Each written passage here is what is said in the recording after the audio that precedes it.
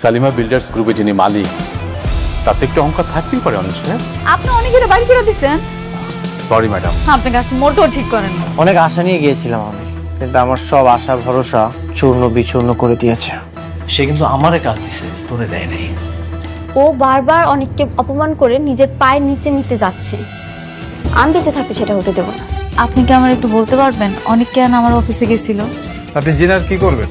Madam 50,000 টাকার বিনিময়ে আপনারা কিডন্যাপ করছিল। রাতুল ভাই বলছিল আপনি কিডন্যাপ করতে। আপনি কালকে ওর অফিসে আসতে পারেন। অনেক জ্বালাইছে আমার।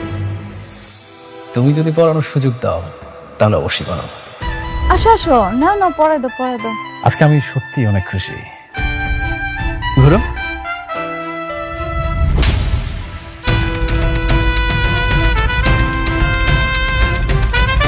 শয়তানের বাচ্চা, শুধুমাত্র তোর জন্য আমার সুখের সংসারটা ধ্বংস হয়ে গেছে।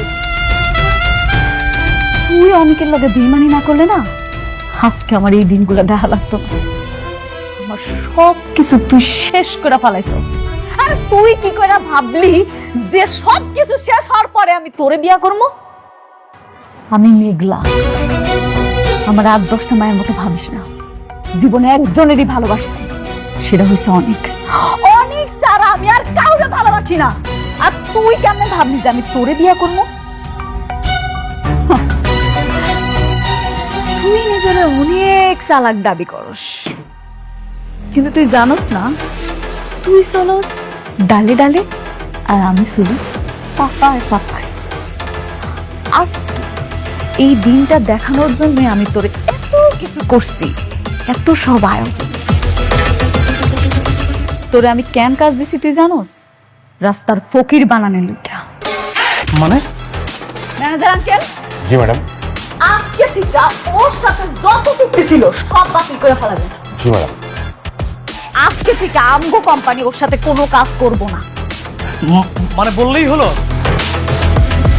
শুনেন, দলিলের সবকিছু স্পষ্ট ভাবে লেখা আছে যে আপনার সাথে আমার কাজের চুক্তি। আপনি চাইলেই আমার কাজ ক্যান্সেল করতে পারবেন না। রাতুল সাহেব,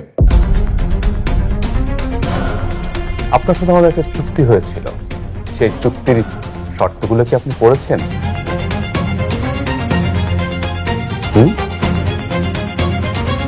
চুক্তির 10 নম্বর শর্তে বলা ছিল যে আপনার কোনো কাজ যদি আমাদের মনোপুত না হয় তাহলে যে কোনো শর্তে আপনার চুক্তি বাতিল করতে পারবো। নিশ্চয়ই সেটা মনে আছে? একদম ঠিক। আজকে থেকে আমগো কোম্পানি